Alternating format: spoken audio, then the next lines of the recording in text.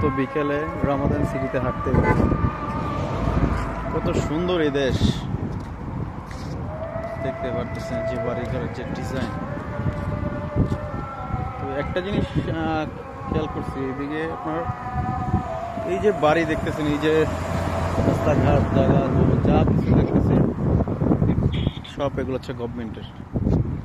Government ছাড়া কিছু নেই এখানে। এই যত বাড়িঘর দেখতেছেন সব কিছুই গভর্নমেন্টের। এখানে 100 বছরের করে লিজে নেয়। এটা বাংলাদেশের মতো না যে আইল ঠেলা যেটা বলা হয় আর কি, যে এক হাত পাইলেও যে এক হাতের জন্য যে মারামারি কাটাকাটি। এই দেশটা তেমন না। এই দেশটা হচ্ছে সম্পূর্ণ একদম সরকারি জায়গা।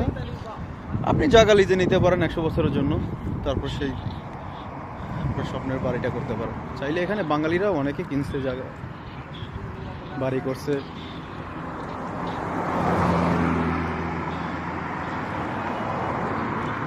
তো এখন আমি আসলে আছি হচ্ছে রামাদান সিটিতে। রামাদান সিটির এটা হচ্ছে সাইট, যেটা সিদ্দিন বলা হয়, সাইট সিদ্দিন জায়গা।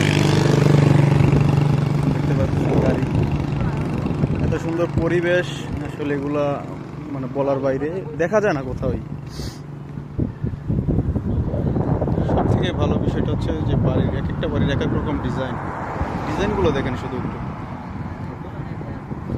আর এই যে পরন্ত বিকেলে আমরা সবাই হাঁটতেছি, এই যে এদিকে আছে, এই যে এদিকে আছে, সবাই হাতে কফি আছে, এই যে আমি কফি খাচ্ছি, খুব ভালো লাগতেছে।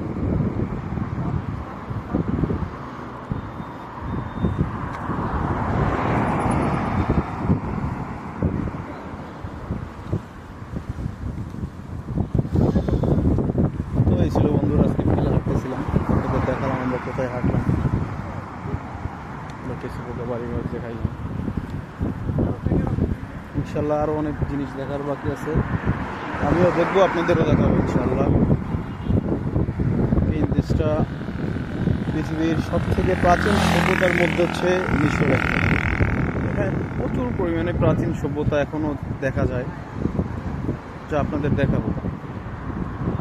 দেখতেই পারতেছেন কি সুন্দর। আর হচ্ছে এদেশে সবই ট্যাক্সি, আপনার বাস নেই বললেই চলে, একদম সবই ট্যাক্সি। আর ট্যাক্সিতে ভাড়াও প্রচুর পরিমাণে কম। ঠিক আছে, বাংলাদেশে 1 কিলো জায়গা যেতে হলে 20 টাকা 30 টাকা লাগে, এখানে 1 কিলো জায়গা আপনার ভাড়া আছে সর্বোচ্চ 1 টাকা। তো ধন্যবাদ বন্ধুরা।